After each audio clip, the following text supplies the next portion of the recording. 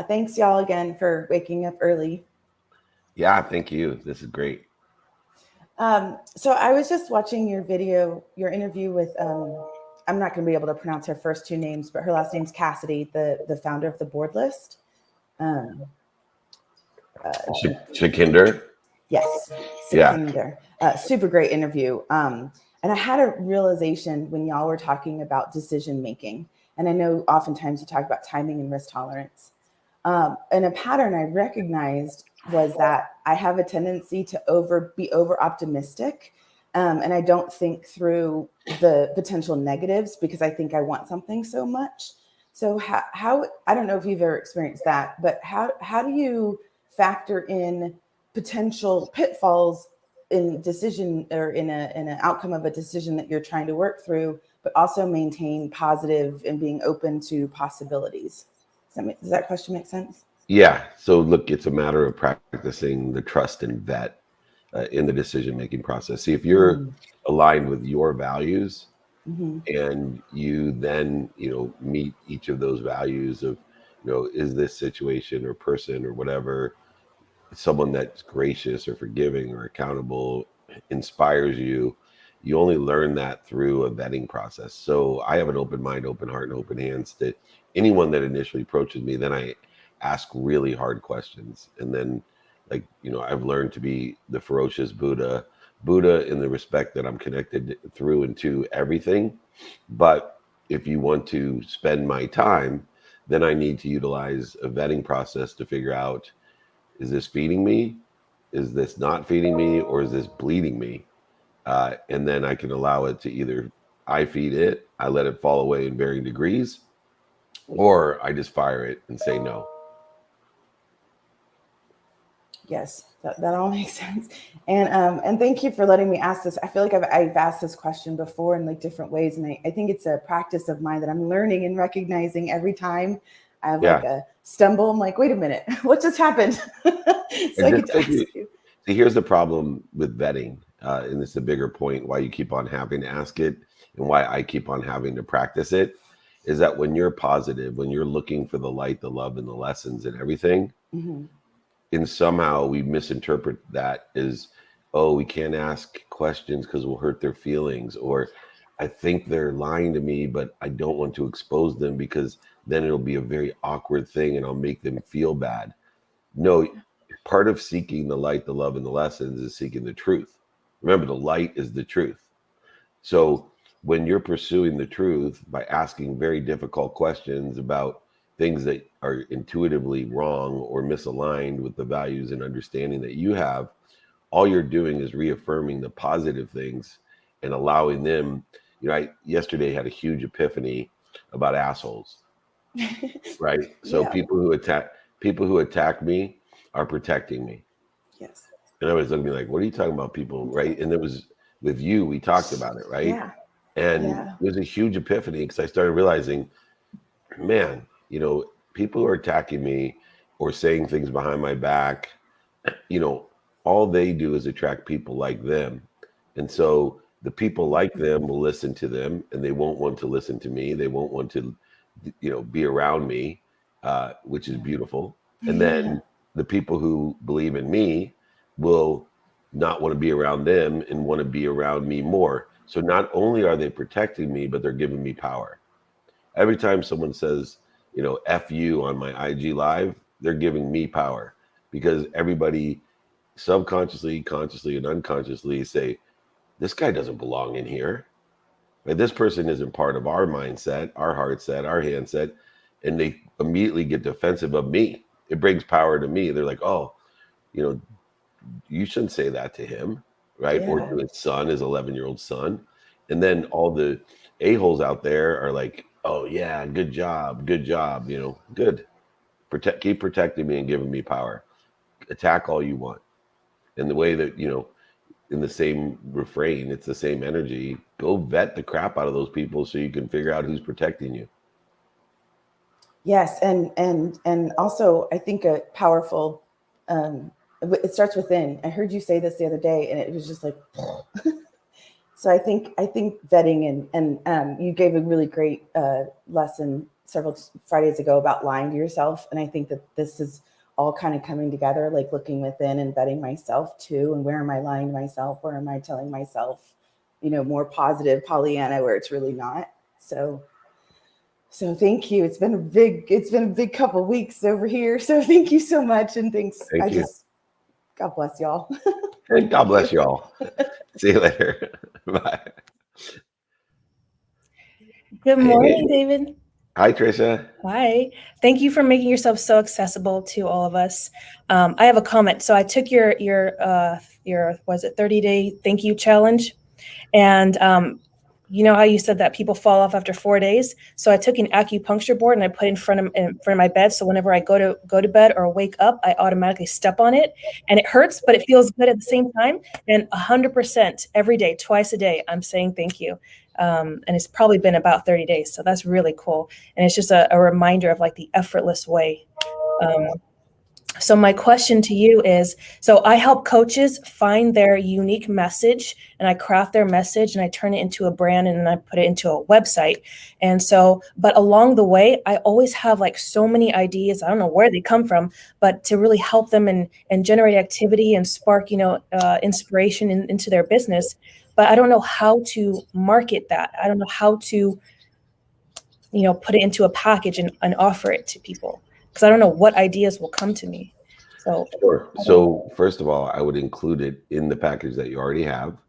So in the way that I would monetize it, which is, I think, just as important as giving them the intuition that you have, the channeling ability that you have, the inspiration that you have, is to utilize an overlap agreement that says, look, I will do this, this, and this. I'll build your brand and your website, etc. But I also, along the way, will have ideas and introductions for you that will accelerate and expand your business as well. The way that I am compensated for that is through performance. So any introduction or idea that results in revenue, we'll put in writing that I receive this much money for those ideas. And, I only codify not because I don't trust you, but so I can remember not only one, all the deals that I have, but two, what I promised to do myself. Does that sound fair? Mm-hmm. Okay. So then I'll put that into the contract, and then they just let me know like how this has changed their business, and then get some of the ideas will just be part of the service to add value to what you already are charging for. But there'll be specific ideas that you'll be able to monetize and recognize, and those will be codified. And some of those ideas are, hey, let me introduce you to this person, or here specifically, you should seek, this type of opportunity, and these are part of the brand of whatever it is, a new business unit, new opportunity, whatever it may be. On the idea side, to help them, most of the time those would be more valuable just to add to this the current value that you provide. That you're going to be a consultant and give your situational knowledge, but the introductions can be monetized quite easily. The ideas are a little bit more obtuse, so I would probably, in retrospect and thinking about it, just include it as a value add. But go ahead and codify it in the agreement that this is something that you do that can change the direction and the acceleration of what they're trying to do. Okay, perfect. Awesome. Thank you so much. Thank you. Keep saying thank you. I will. Thanks. Bye. Bye-bye. Laurie, what's up, Snoop? What's up, right? Over here. Right? Yeah, right? The crime side of the New York Times side. I grew up in Santa Rosa. So when I saw this sweatshirt, these guys are in, and I had them custom do it with my 83. They're in New York. That being said, God bless y'all. I love that. God bless y'all. Me too. I'm taking that. Well, I love Cristina so much. And you know what? It just, right? Hello.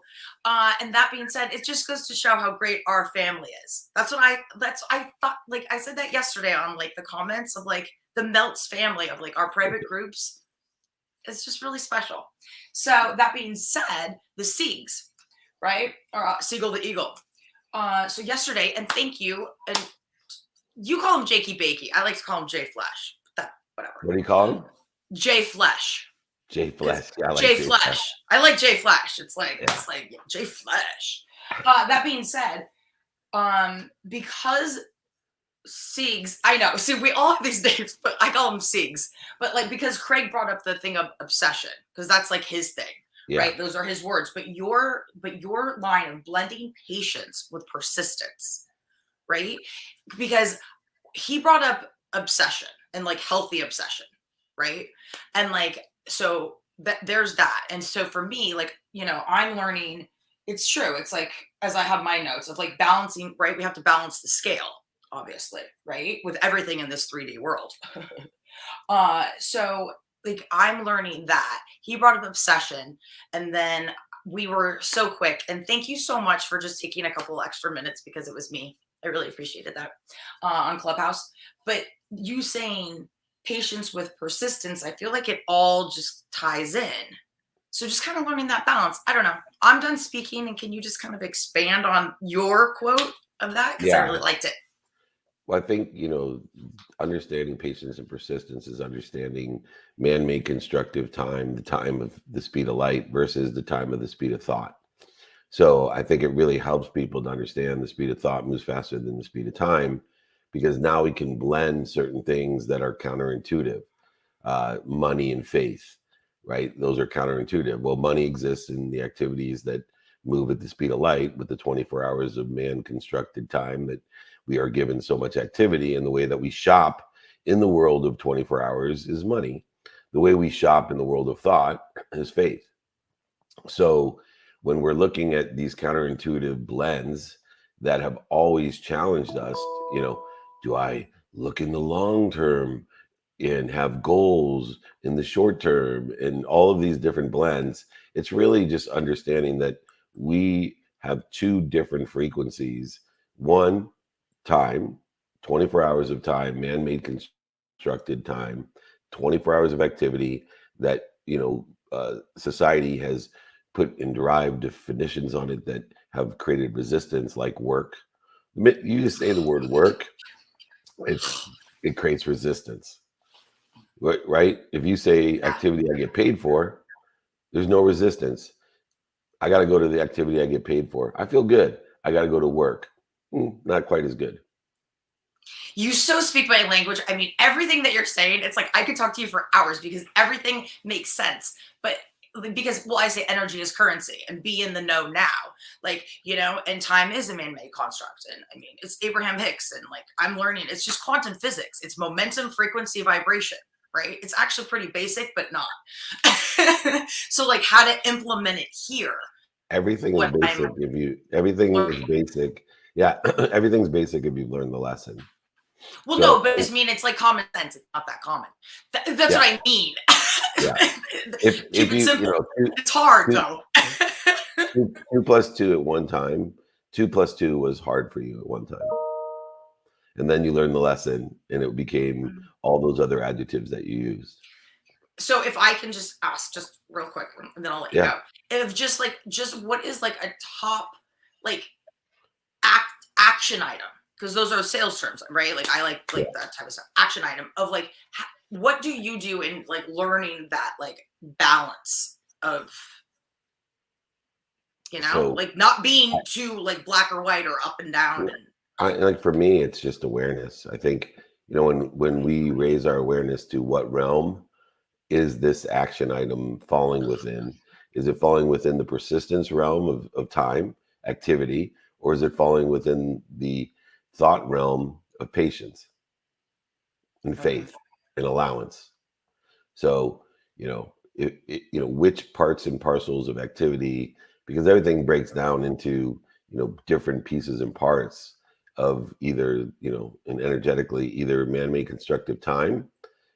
When is the time to be persistent in this activity, and when is the time to be patient?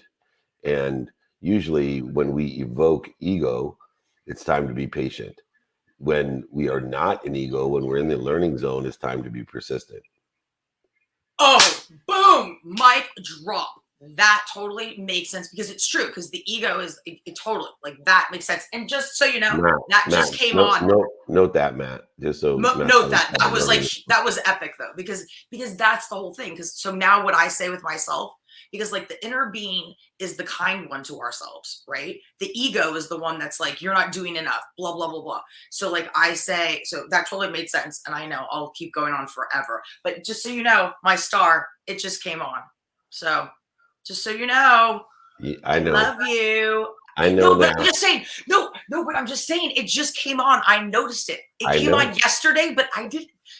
Hey, I channel, man. I've got orbs with me all the time. So you and me, man. I love you to the moon and back and all around the universe. All right. I'll stop speaking. That's okay. Thank you. You're awesome. Thank you for the epiphanies. Bye. I love you. Bye. Love you too. Bye. Oh, what's up, brother? Give me a big smile. Hey, how you doing? Good morning. What's good morning. Up? Shalom Aleichem. What's up? Man. Good stuff. Yeah, it was awesome. I like the Jakey Fleshy. I like how she said that. That was pretty funny. So David, last week I sent you an email, a short video on one of the cleanses. And with that being said, I was just wondering if you guys did get to watch it, and what did you guys like the most about it?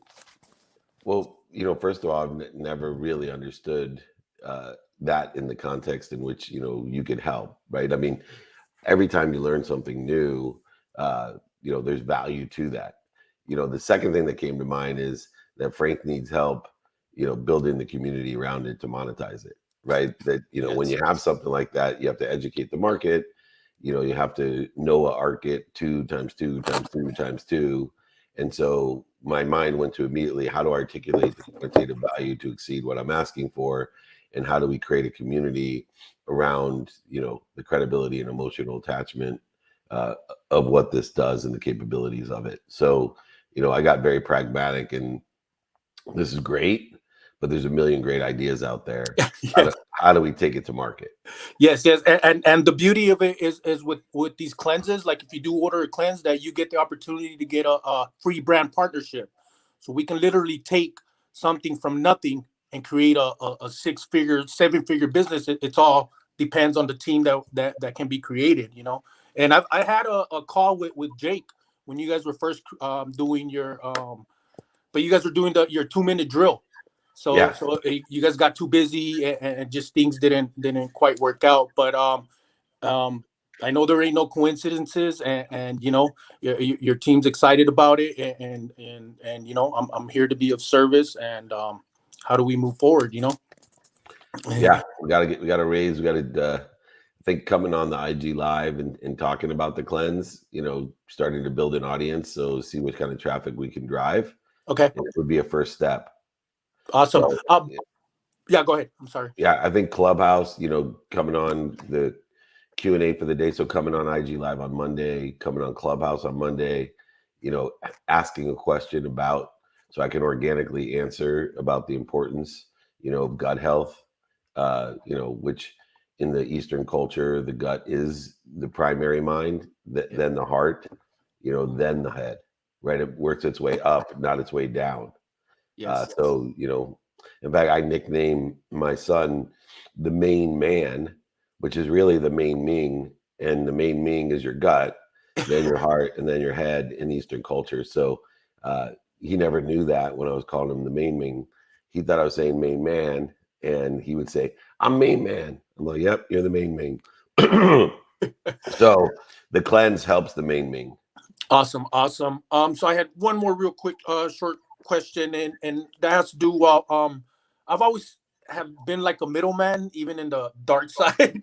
I always make these connections, and I'm always around the, you know what I mean? It's always to the top, and there's always like large sums of money that has always passed through or whatever.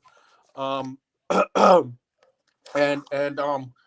I really want to I know you have a where if I introduce people into your team or get people to sign on, that we can quantify that, and I believe you have an overlap agreement. So a lot of people are getting speaking engagements, and just email Jay Flesh for an overlap agreement, and we'll get that done. Okay, awesome. Thank you. You got it. Thank Bless you. one. You too. Bless you, Frank. All right. Next up, Eric the Great. What's going on? Good morning, good morning, good morning. Great morning, great morning, great morning. No better there than here. Happy to be here. There is not a better there. I am exactly where I'm supposed to be, at the right place at the perfect time, and so are you. Absolutely. The activity I get paid for, I mean, everything, how it's phrased, is really like from here to there and, coming back at you. I mean, it's just awesome. As far as sales are concerned, do you see the seasonality, like the different seasons, do you change at all? Right now we're in August, you could basically say Christmas and Hanukkah are around the corner. So do you change your approach at all? Oh yeah, I lean into the holidays. Let me tell you why. And I guess a lot of people are going to resonate this with. This was a life changer, so get your pens out and listen to me. I was one of those people, because I believe in activity I get paid for and activity I don't. I vacation every day. I also have activity I get paid for 7 days a week. During the holidays would drive me crazy, right? Because 90% of the people during the holidays, you said Hanukkah and Christmas and Thanksgiving and Halloween, and the list will go on and on. 90% of the people, just like with COVID, will use that as an excuse to say why they can't get business done, because they haven't created activity they get paid for, activity they don't get paid for. They only have work and vacation. So any opportunity, just in the context of the energy of work, what would you rather do? Work or vacation? Just by the words, what do you want to do? I want a vacation, not me. I want activity I get paid for over activity I don't get paid for. And if I get paid for vacationing, even all the better. So more importantly, I have found the best time to do business is during holidays, because there's that 10% that live and die for activity they get paid for. And nobody else is distracting them, bothering them, calling them, and they're desperate. They're desperate for activity to get paid for. And so where you can go the whole year and get unnoticed because you're one of many, many, many people who, vacation and work. But if you are in the context of vacationing every day and there's a holiday, the 10% that really like to make money, the 10% that really love doing deals, they got nobody to do it with. And so if you can find those 10%, they're the easiest deals that you can get, and you can get an acceleration in what you're trying to do. So I do change with seasonality, counterintuitive to most people. I lean in. My wife always say, man, you make a lot of phone calls, a lot of emails, a lot of posts during the holidays. I'm like, yeah, because I'm looking for the 10%. The 10% that are dying to do a deal and just out of boredom will do a deal with me, that never would do a deal because when they have everybody else around them. Beautiful. Yeah, I actually reach out to people after Christmas, between Christmas and New Year. There are certain groups of people who are working very hard to still No, get business done. they're just focused in activity they get paid for. They're not working very hard. You can't work hard. You can work long. Okay, all right. I don't believe Rephrase. in work. I don't believe in Rewire. work. Right. Yeah. Right. Well, I don't work either, because everything I do I love. So I really don't go to work ever. It's all about passion. But with regard to branding and Eric Alexander the Great, and I think my handle is the Great, like DGREAT. But as far as Trisha was talking about, coaching, working with coaches. So about building a brand around giving. So I mean, you are all about giving, but you have built so much around it. This was a question that I had for you like a couple of months ago, about building a brand around the Great, because I'm all about heart, I'm all about giving.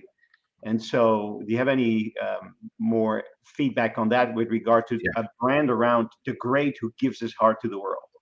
Well, I think just in the name, it's not just the Great, it's the Great, which means of or from. Okay. Yeah. And True. so I think in building the brand of or from greatness, of your ability to appreciate the greatness that you received, and now you want to give that away by adding your value to it, that we're all the great, and your brand is the great, and you're adding and appreciating and adding value to everything you receive to give it away. And that's where I think you can build your brand around something very unique, play off your name and, you know, be able to explain that of let's all be the great. That's right. Not the great. We want to be celebrants, not celebrities. We want to elevate others to elevate others, empower others to empower others. Everybody out there, let's all be the great. Yes. Great. Great. The great. The great. All right. Have a great one. You got it. Take care. Bye. Mario, ¿qué pasa? ¿Por qué no comes la comida, amigo? I'm actually Italian, not Spanish. I know. But I kind of understood that. I just was good morning. reeling off my Spanish because Antonio's next. Oh, okay, fair enough. Well, listen, anything you say, I take in and I absorb. So everything I say, take with a grain of salt. I get it. No. Actually, I value so much of what you say. A couple things. So first, I wanted to thank you. A couple months ago, you brought to my attention that I need to forgive my father and forgive myself. And I thought that I had, and buddy, I found so much clutter backed up in there, man. So thank you for that. And I've been working on that and seeing some tremendous breakthroughs and insights. So thank you for that. Number one. Number two. So I have three things. So number two is a question. When you had your issue where you lost all your money and you had to rebuild back, how did you focus on the process and not so much the result of getting the money back? How did you stay in that moment? Because what I'm finding is if I'm here with my full-time current profession and I'm here with my business that I'm building and I want to do this, I'm finding that with here, whenever I'm thinking about this, the expectation is to be here or further, but in reality I want to be able to just center back on those fundamentals to make sure that I'm doing it right and not always think about the end result. Is there a certain tool that you use or a certain mindset? Yeah, I use the 5 daily practices every day, asking myself, what do I want personally? What do I want experientially? What do I want to receive? Which was especially important when I lost everything because I had nothing to give. And what do I want to give? And then I prioritize that, right? By saying, okay, what balance am I going to give that once I know what I want? And the priority became receiving for the first time, which helped me to transcend the idea of giving to receive instead of receiving so I could give more. So I prioritized receiving so that then I could go to the who do I know that can help me receive? And who do I know that I can help myself? Right? That's always in a balance. And then how am I going to get it done? And so I put my attention and intention into the what, the who, the how, and then I figured the now. So I got very, very focused. About 90% of my energy spent on receiving, finding people who I could help so that they could receive and I could receive along the way by creating a commission or a brokerage or, some sort of overlap agreement or referral agreement. And so I spent my, 2 weeks before I made my first $1 million out of bankruptcy. I probably, no exaggeration, I'm very efficient, but I went to probably three events a day personally. I called while I was going to those events, probably 100 people, literally just using my template saying, hey, what are you up to today? Listening to them. What do you like about that? What don't you like about it? Would it help you if I did this? Would it help you? And all of these opportunities, then I use my now to prioritize all the different opportunities that I had. So, one guy wanted a yacht, one guy wanted this, one guy wanted me to find a buyer for this, one guy had and I just prioritized it by, what my statistical success would be. And I ended up brokering a deal and making $1 million in 2 weeks, and then continuing that process, building up my nest egg so I could get more opportunities and more options, to do what were things that were easier for me to love. Right? So remember, the whole superpower I have is I won't do something unless I can find a way to love it. And so that has allowed me to be one of the most consistent and persistent people, disciplined people that you have ever met, that pursues my potential, to taking and detaching my emotions from the outcome, because I am taking all of my energy and motion to focus in on how can I love to go to 3 events a day, the breakfast business meeting, some lunch activity, and a night activity where I in person could meet people where I'm most powerful, and then make the phone calls and emails in between. There was no social media back then, so I wasn't posting or that. But to the context of, I probably post more than anyone now that, I do more interviews, more posting, more content than anyone. I did that in person, on the phone and email, the same exact way, because I put my energy into enjoying the consistent, persistent pursuit of my potential, knowing that my objective was to get $2 million in the bank, because I knew, not just through my mentorship with Bob Proctor back then, but I knew by my own activity that the minute I had $2 million in my bank in savings, my life changed. And let me tell you why. I'll give you an example why it changes. When you have $2 million in the bank, has nothing to do what else you own. But when you have $2 million in the bank, this weekend, my daughter was at an event at a church, a food bank at a church, helping and volunteering on Sunday. So she's doing the right things. I'm at Costco. She gives me a call and she's crying. I'm like, hey, are you okay? And I can't understand her. I said, whoa, whoa, whoa, breathe. Are you okay? Yes. Okay. What happened? I was driving down and a car slammed into me in the parking lot. He backed up into me in the parking lot and I've ruined the car. I said, don't ruin cars, right? It's okay. She's like, please help me. I'm like, I'll be right there. And so because I have money in the bank, Yeah. it was a completely different situation. It took me 1 hour to handle it because I didn't care what the tow truck cost. I had all these things because I had money. And now, by noon yesterday, I had it already from Tesla, a quote, and it wasn't bothersome that it was, even though it's, their insurance is paying for it. Like, my option is I could have my insurance pay for it and then have subrogation to say all of it was easier because I had money in the bank. Yeah. Now, I remember getting in an accident when I was a kid, and it was months of pain, right? The biggest issue for my daughter was she had to drive the Lexus instead of the Tesla now, right? Like literally. But that doesn't happen unless you have money in the bank. This is living in the activity you get paid for. And so, for me, understanding the long-term objective, not putting my emotions into it that, oh, I'm going to be happy when I have 2 million in the bank. That was my objective that I'm angling towards. And then I didn't lie to myself. I was enjoying the consistent, persistent pursuit of my potential of how much money I could save, and by asking the simple template, hey, what do you got going on today? What's been going on? Oh, would it help you if? Do you know anyone that can help me? And, I was able to create, my first million in 2 weeks.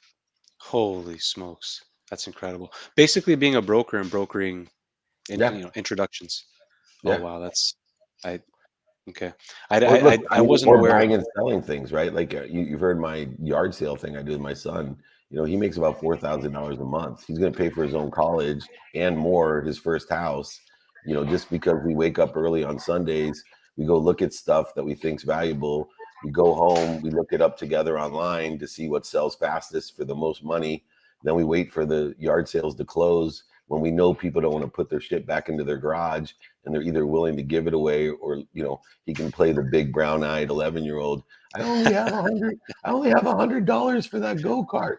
And the lady's like, I don't want the goddamn go-kart. My kid's in college. I know it's worth $2,000, and he's like, that's everything I have.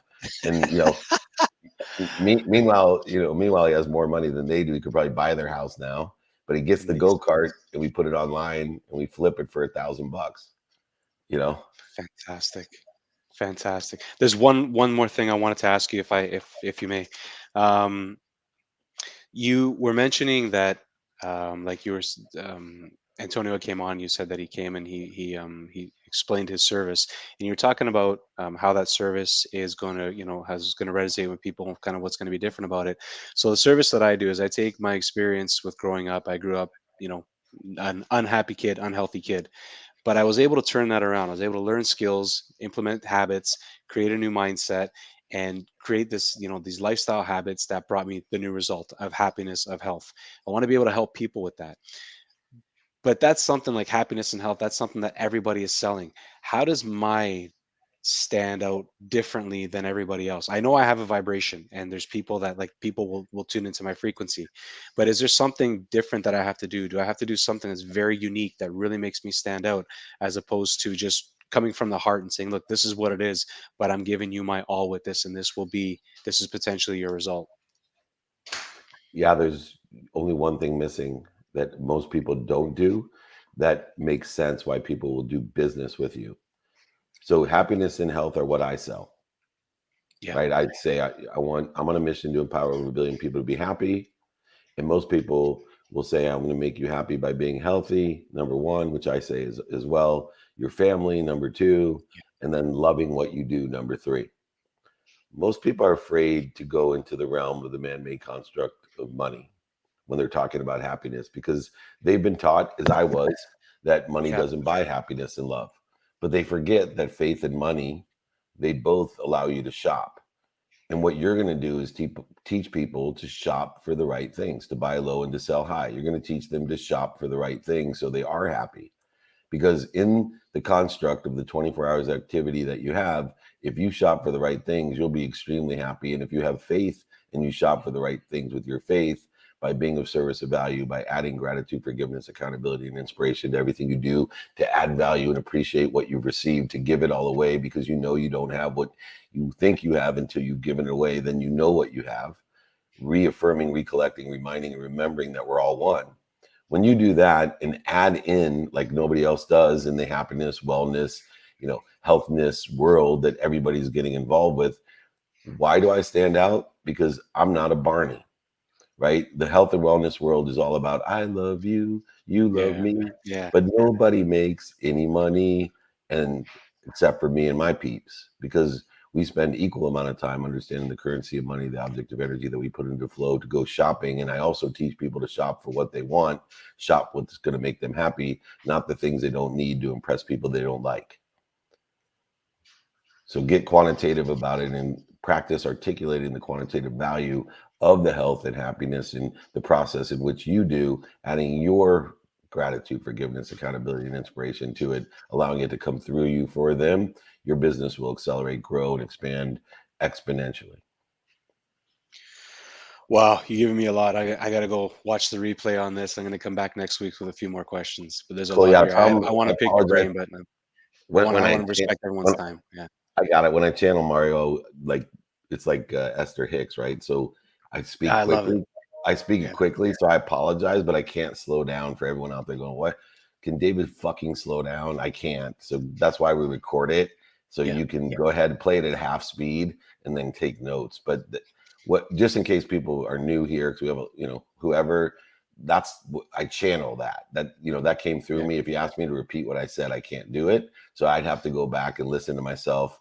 For me, I could put it on double time and still understand me, because I think fast. But you guys can put on halftime. Thanks, man. All right. Thanks, brother. Thank you. You inspire me. Take care. All right. What's up, brother? Hey, how you doing? I'm awesome. How are you? I'm doing great. So I'm on your same time zone today. Oh, you are? Yeah, I'm in Simi Valley. Oh, congrats. Is it nice up there? Yeah, I came to see family. So. Oh, good. Yeah, good. I'm originally from LA. So. That's a great place. That's a great place to be from. Yeah, originally from LA, actually. So we actually have a lot in common. I actually lived in San Diego, and I have 6 brothers and sisters. Oh, that's awesome. I knew I loved you. Yep. So all the stories you tell, I get it. Tell my kids all the time, hey, don't complain about food disappearing because it happens. Yeah. All the hands. So what do you got? So I thought I had a structure. Then I listened to everybody else, and I was like, okay, have to change this a little bit. So I feel I'm kind of like stuck with a lot of things that's going on, and I could probably spend all the time on that, but I don't want to. So I'm in a restructuring period. I think I've told you that, I've been trying to hire new employees, kind of get the business going back and going. And so I found 2 people. It looks like I'm going to be hiring. Getting into the business, I think what I'm going to do is one of them I'm probably going to put on our team and see how that works. And then still have them help me as well, since we're getting into the busy period. So that's what I want to do. But it's like, I'm not sure. I feel like I have not been working with employees the most effective way, just because when I started hiring employees, I had never had employees before. So I didn't know what I was doing. And so that's one thing I'm not really sure. I want to be really effective, and I want to get the business. I want to do everything I can to make the businesses as profitable as possible. So I can, because my dream, or not goal, has been to do what you were talking about with Mario, to get that amount of money so you don't have to worry about anything. And I've been there before, but then you spend it, and it's like I wasn't making it up. And so that's question 1. And then question 2 would be like, when you did that, were you working with Lee Steinberg at the same time? So were you doing that job too? Yep. And how did you balance everything? It's like, I don't know how I would do the insurance business and then try and make more money on the side. Yeah, because I'm more interested than interesting, right? So my job with Lee required me to travel around to events, right? Mm-hmm. So when I would study my calendar and say, oh my gosh, I got to be, at the Pro Football Hall of Fame in Canton, I would be more interested in interesting and find out what else was going on in Canton. Now, the phone and the email work everywhere, so that was never anything but a constant. It was just the live events that I went to find, an AA meeting or a breakfast meeting or a business networking meeting in the town that I was going to be in. And, people aren't scheduling stuff at 7 a.m. except for those type of meetings, right? And so I didn't care if it was a real estate meeting or an entrepreneur meeting or whatever it was, or an AA meeting. I was going, and what I found about AA meetings was, I think you'll see a big influence of the 12 steps is that one, Lee needed to go to AA meetings, so I just volunteered to go with him.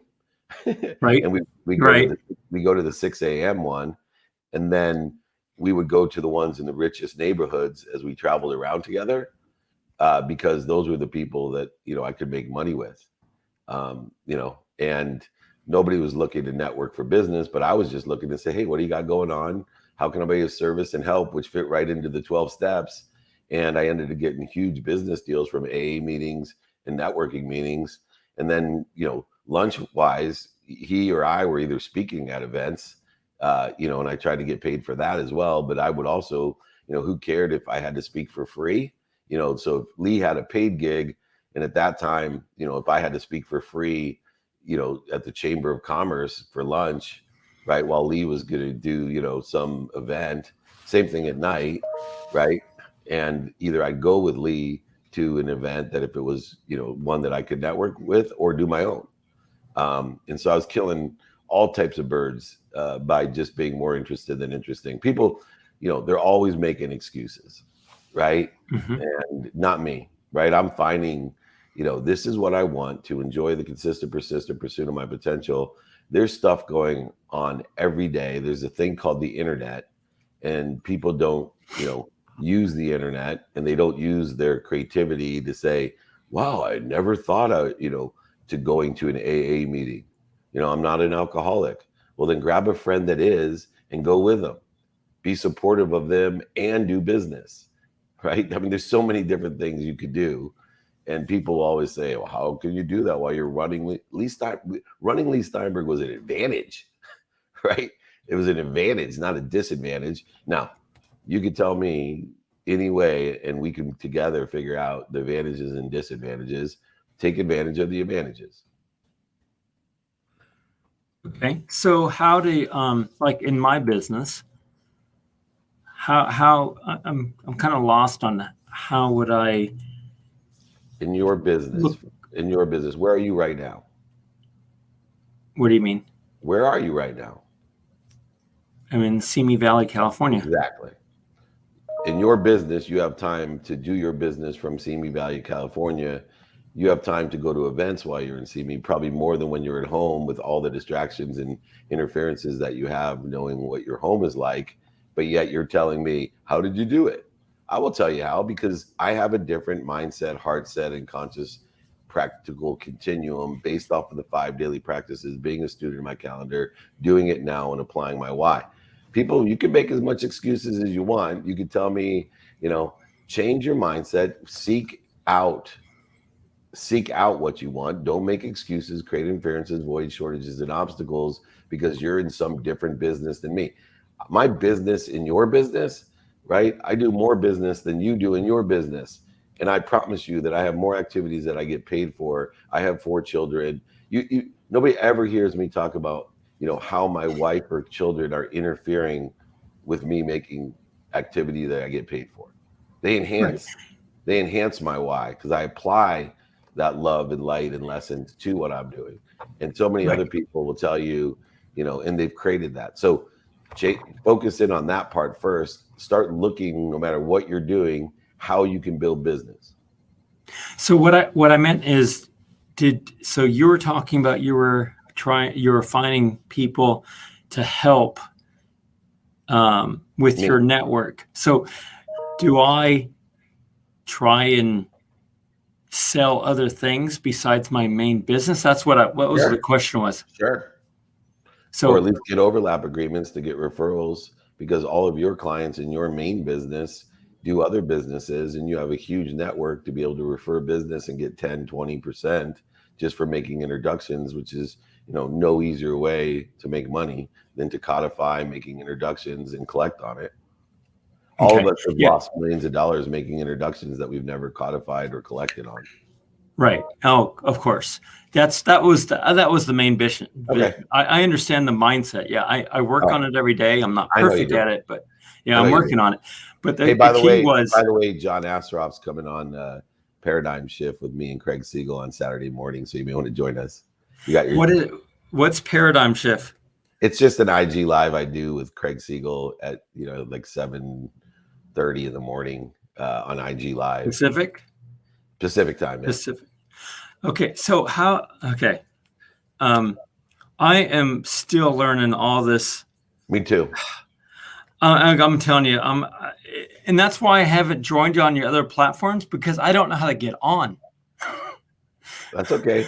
So go ahead, ask your daughter. She knows how to get on. I ask my kids all the time on these platforms, and just remind yourself that 6-year-olds are getting on, so you can figure it out. Just ask for help, have some radical humility, find some little kid and say, hey, can you help me get on IG Live? Okay, so IG Live Saturday, you said? Yeah. And if you look up me, you'll find it at David Meltzer, but at David Meltzer. And I'll have my team help you as well. But if you can't find a 6-year-old, Matt is almost better than the 6-year-old, so he can help you, right, Matt? So, and you said Saturday at 7:30? Yeah, is it 7:30 a.m., Mikey? Can you look it up real quick? Yeah, he said yeah. Okay, Pacific time. All right. Yeah, I was just on a call. Off. It's called Paradigm Shift. So okay. Yeah, we'll shift your paradigm. Awesome, man. Awesome. Thanks a lot. I love you. Thank you. I love that guy. Oh, yeah. There's my man. What's going on, Dame? Divinity. What are you doing? How are you? Good. Is that a burger shirt? This is a Fox Racing. Oh, I can't. Oh, there we go. Yeah, I know Fox. All right, cool. Nice. How are you? I thought it was like a Shake Shack shirt by the top of it. I couldn't see the Fox. Oh. Yeah. Most of my stuff is dirt bike or snowboard, something crazy. You're much cooler than me. Thank you. Most of my stuff is Masters or Luck. Masters. The Masters, the golf tournament. Oh, golf. Yeah. I have a buddy in Arizona that's a golf pro. Really into it so much. Yeah. So hey, thank you for doing this again. It's been a couple of weeks for me. A couple of weeks ago, I couldn't get on. My mic busted, and I ended up having to pull off. Yeah, it's kind of but so my question is it was interesting that you let in from your family, how you said you never let your family affect your work. But my question leans towards that. I have a growth mindset. How do I help my partner to start to roll with it? So let me, real briefly, let me try to explain it. Since I have been pushing forward with my, not just the mental stability or doing the practical work every day consistently, I have not only felt but seen tremendous growth the past 3 months. I'm a business broker. I have 3 listings that we've put up for the past 2 months, and I got a call yesterday for a very large business that we're going to be listing. So I feel the energy. I can see it. The pushback is here. The pushback is here because they need it now. So my question is, how do we work together? How do I figure out how to help to get this growth mindset on the other side too? Well, first of all, you need to manage their expectations. I usually create a go, no go plan for those parties so that in the man-made construct of time, by listing out each step that's necessary in order to effectuate, the sale of a business, we're then, incorporating their wishes with what needs to be done without putting time on those, meaning creating more resistance by saying, this, will take this much time, because look, things can accelerate. And so if they know the first step is to list the business, the second is to solicit buyers for the business, the third step is to get it onto offers, knowing your perceived value and your bottom line, then from there being able to go to contract, then do, due diligence period, then to whatever, it will actually relieve the resistance, the voids, the shortages and obstacles of, I need you to sell my business right now. Okay. I think we missed it. I'm talking about my spouse. About what? My spouse. Oh, yeah, I missed that. Okay, that's the part I'm talking about. So your spouse is putting pressure on you to get it done now. Yeah, and then push back when I talk about something quantitative. I resonate with this. I understand it. I've listened to you for quite some time. Bob Proctor, I've listened to you for a long time. So I feel this and I understand this. I may not hear it immediately, but I understand it. But my spouse is the one that's pushing back this resistance because I understand she needs something now. Yeah, well, give it to her. Right? Give it to her. So, challenge yourself to give your health your priority, right? Make sure you're giving yourself a minimum time, 7 days a week to be healthy, because you can't give anybody anything if you're not healthy, right? When you're healthy, you get as many wishes in a day as you want. You're unhealthy, you only have one wish, trust me. Then prioritize her, right? And give it to her.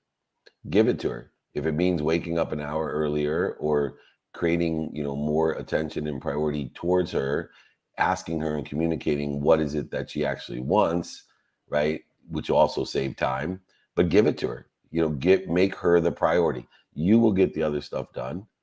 Make a priority instead of creating more resistance, void, shortages, where she is now trying to make you prove to her that you prioritize her. Prioritize her. So I'm missing this again. We have an amazing relationship, and we do. I spend an hour every morning with her. We go and walk at the lake. So it's the money, it's the work, it's the business. So we have an expectation of So my goal is 50,000. No, it's 50,000 a month.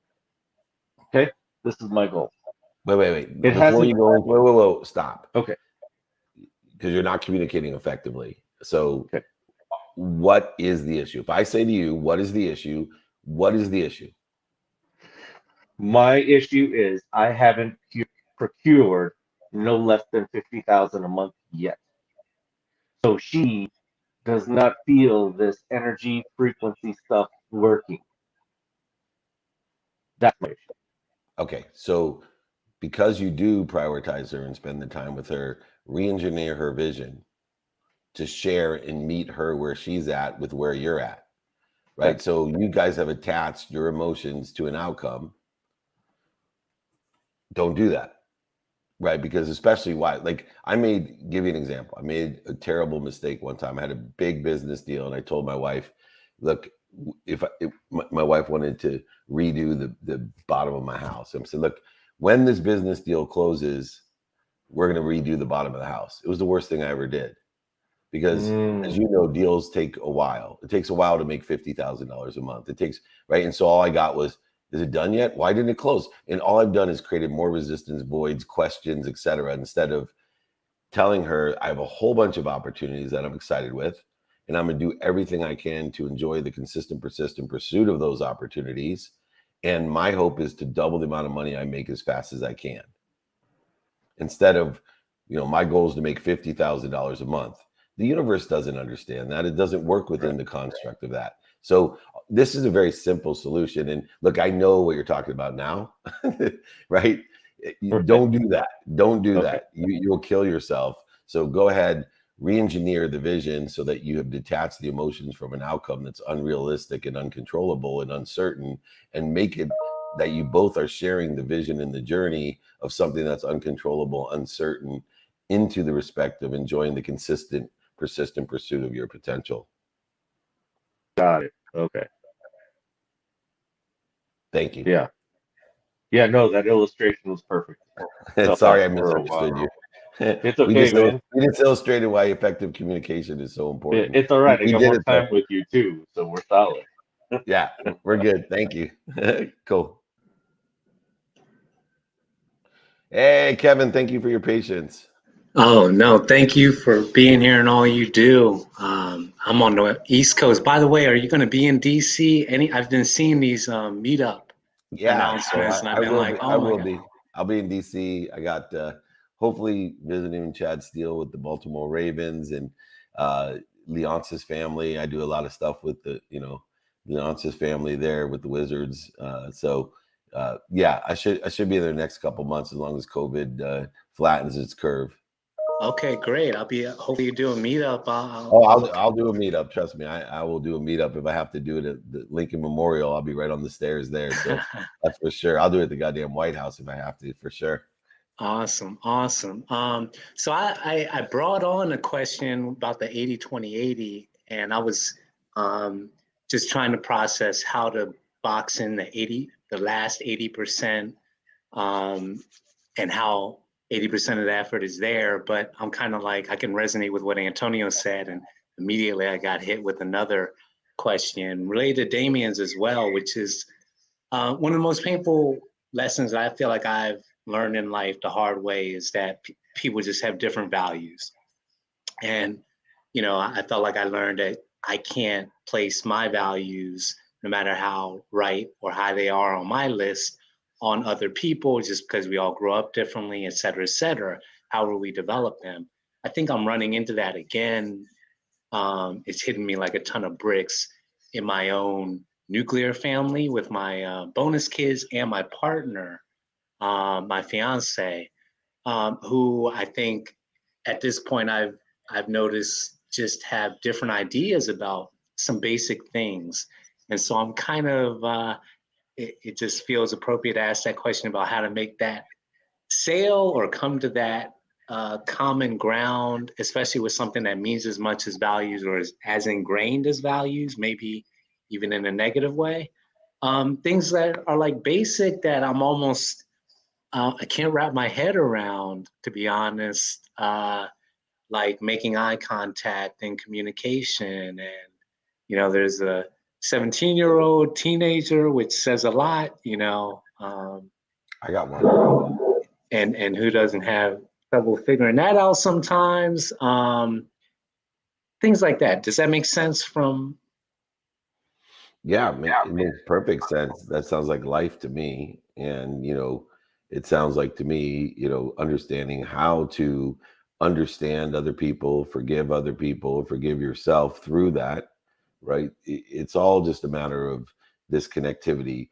What you need to do is shift your paradigm from one, what you are already, right? The law of gravity says you're exactly where you're supposed to be. You're at the right place at the perfect time. You are worthy, wealthy, healthy, and happy. You already are. And when you don't feel that way, then figure out what you're doing to interfere with it, dissolve it, dissipate it, disappear it from your life. The same process works with all of those other people that you described, including, believe it or not, 17-year-olds. And so when I know that I'm connected to and through my 17-year-old and I don't feel that way, I don't feel, that connectivity of love, unconditional love, then I go and ask myself, what am I doing to interfere with it? Have I not pursued the understanding and alignment with the 17-year-old? Have I not asked, hey, why do you feel that way? What are you doing? How can I be of service? All I ask of you is to do your best, to learn lessons and to have fun. How can I help you? How can you help me? All of these questions are clearing the interference between you and the 17-year-old and the partner and the spouse and whoever else it is that we all feel interference. But we also have to understand the great chain of feeding when we're evaluating who to prioritize with the man-made construct of time. That's why I evaluate things and vet them under the context of, 80% of my time is spent, with people that bleed me. And I've changed that in my life. I want 80% of my time with the people that feed me, including the kids that feed me. Look, if I have a prepubescent asshole in my house that bleeds me all the time, and there's no possibility of me clearing the interference, then I'm going to let them fall away a little bit, right? I'm going to hold up to my responsibility. I'm going to love them, but I'm going to give them space to fall away and to learn the lessons, because I am only going to receive resistance and they're going to bleed me, and nothing's going to change, right? Nothing's going to change. So I'm going to forgive myself for the lack of capability that I have to help, my 17-year-old, and I'm going to let them fall away a little bit. And I'm going to focus my attention on my 11-year-old who's feeding me. So I'm going to, go to their practices and things, and, let my 17-year-old, learn her lessons and with the seeds that I planted so far. And I do that with all my relationships. It's not easy. But it's healthy. And I get more productivity, accessibility, and gratitude in my life. And I've lessened the interference in my life. And both of us are better off. And, giving that space important. Now, I won't fire my 17-year-old from my life, but even my wife, if she bled me too much, I'd fire her from my life. I'm blessed that my wife is the main source of feeding me. And I'm blessed that I've created that relationship with her. And I hope she feels the same way as me, beyond God, that I'm the second source of feeding, of making her feel gracious and forgiving and accountable and inspired. So that's how I do it. That part about nothing's going to change, and you said that so strongly, especially with the younger ones, including the 17. No, I can't make it change. It comes from within, right? They give meaning to everything they see. I can plant seeds under trees that I may never sit under. I had a kid literally come home from Indiana University, quote her professor, and the quote was from my goddamn book, and she told me her professor is a genius and I'm an idiot. I'm like, you realize you're literally using my own quote against me that I created, and I'm an idiot. And I was like, fair enough. I love you and forgive you. So I'm planting seeds. She doesn't know it. So that's what I'm saying. You can't, how am I supposed to change that perspective? Yeah. I know eventually the truth vibrates the fastest, and I won't be an idiot to her anymore. Powerful. The lower age was correct too, the 11-year-old. I mean, I was going to ask you about channeling and how do you put yourself in the best position to channel? Yeah. For me, it's clearing the interference, right? I'm already connected to the greatest source of power, light, and love. So if I can get rid of the interference, my ego worried about, and blame, shame, justification, or whatever, worried about the conditions and judgments and attacks that people would give me for, what I'm going to say, that it might rub you the wrong way, then it's going to create interference, and I'm not going to be able to channel. If I just let, source come through me with no, fear of what people think, that they're going to laugh at me, scoff at me, make fun of me, I'm going to go ahead and give the highest frequency to people by getting rid of what I'm afraid of. Awesome. Thank you so much. You got Kev. Great questions. Thank you. All right. The big-hearted John Hart. What's up?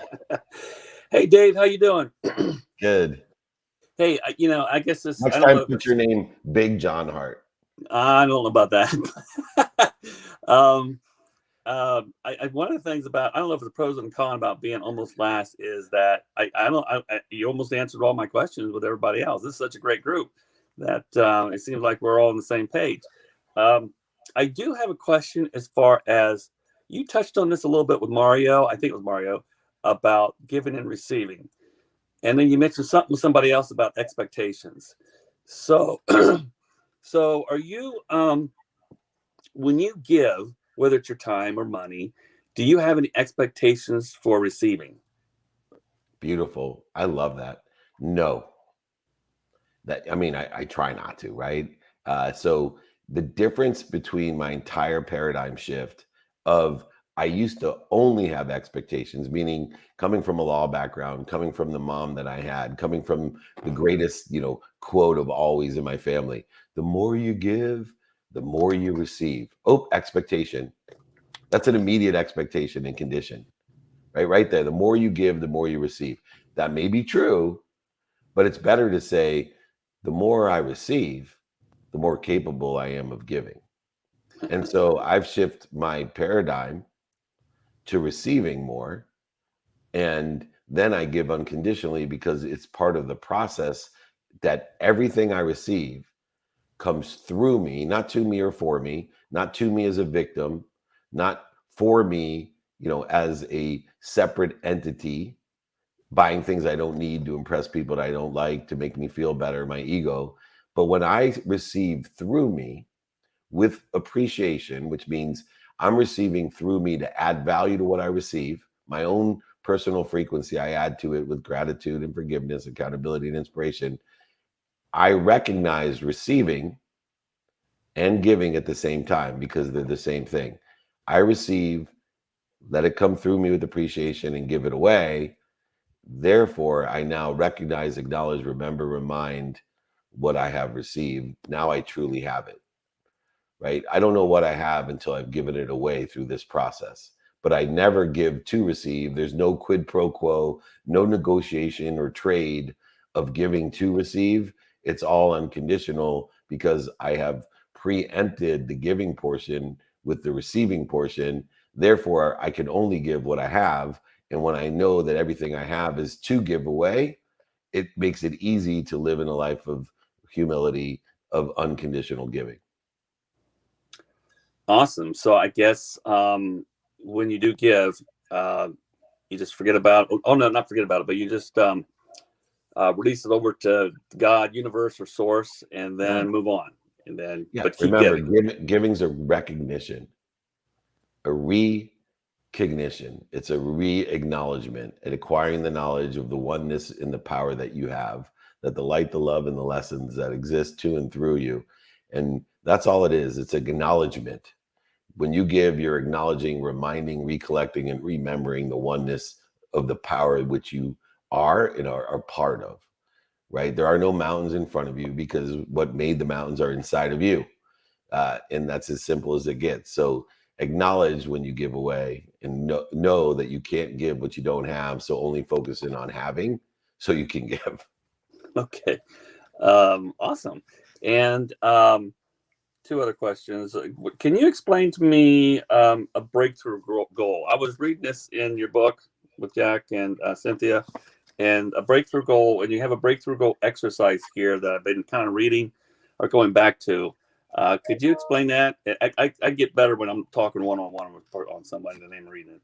Yeah, well, I mean, understanding that, the bamboo analogy of, enjoying the consistent, persistent pursuit of your potential, that things will get most difficult as you're breaking through, because the earth is the hardest part, the last layer. And so for me, it's a matter of segmentation, that the 90% of the effort will not it takes 90% of your effort in order to see a result, to acquire awareness that you're progressing. And so most people quit by then. So to break through, we have to understand segmentation, exponential growth, compound interest. We have to enjoy the consistent, persistent pursuit, detach our emotions from an outcome. And even worse than it takes 90% of the way to be aware that we have any result, that we're making progress, it's the next 5% that just blows me away, because you might be 25% of the way there after 90% of the effort, which everyone at that point, because it's taken so long, is laughing at you, scoffing at you, make fun of you, creating negative energy and negative voices in your head. You've created so much resistance that 99% of the people quit. But the saddest part is that because of exponentiality, because things double, now you're only 5% of the way from being 50% of the way there. Another 99% of the 1% quit, and they're literally almost there, because the next double from 25 to 50% becomes 100%, and then it becomes 200%, and then people are applauding for you at 400%, 800%, and all of those people were so close. The first 99% quit anywhere in that range of 90% effort. But the people who make me saddest are the ones that do have consistent, persistent, and at the very end, like most people, why so many poems and stories and movies are made about this, they quit when they're almost there. That's like when I'm hearing your answer, it's like the book I read, that 3 Feet from Gold. Yeah, Greg Reed. Greg Reed. Yeah, Greg Reed. I was trying to think of the author. Yeah. And okay, great. Yeah, that's awesome. I'm going to be, I thought last week was going to be my last time here for a while, but it worked out that I'm here today. I was wondering, though, if I'm not going to be on for a while, so I was wondering if I could maybe text you with a question sometime, and Anytime. Then I promise you I will respect your time and go from there. Let me give you my cell phone. 858. I think I already have it. All right, just to make sure. 858. 858. 688. 688. 3294. 3294. And remember, also, the replays are available for you. So even if you miss, you can, you obviously got a lot out of listening to everybody else, which is the idea of this. So you can listen to the replays as well. Yeah, I'm learning from a lot of people here. It's just, like I said, I think it's a great group. Also, let me know when you're in Ohio. I saw that you're out traveling again since COVID. Yeah. And yeah, I'll be in Ohio. I'll probably come for the Akron Ohio State game and then go to the Browns game that weekend. So I'll probably be in Ohio that weekend. Excellent. All right, Dave.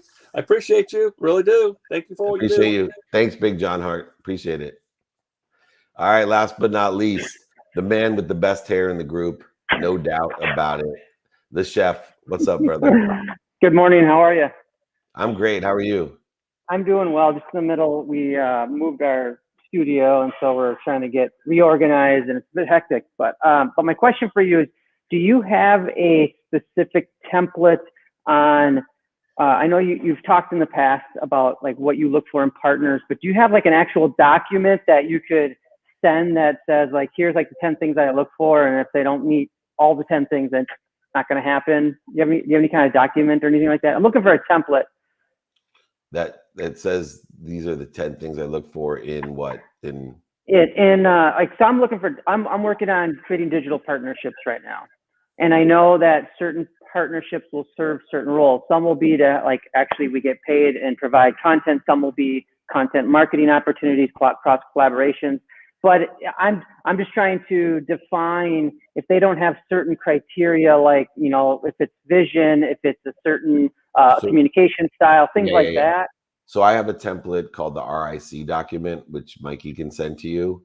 And what it does is it allows you, through a format of open, close-ended, and summary, to explore the alignment, to explore the credibility of the person, to explore the emotional attachment, as well as analyze the quantitative value of the reasons of how you can do business, the impact it will have quantitatively, and then what capabilities that they have and you have that are aligned in order to effectuate the outcome. Okay? That's exactly what I'm looking for, yes. You got it. Thank you, sir. Appreciate you big time. You got it, guys. Thank you so much, everyone. I appreciate it. What a great group. What a great session. I got so much out of it. As always, remember, most importantly, replays are available, and be kind to your future self. Do good deeds. We'll talk to you guys soon. Thank you.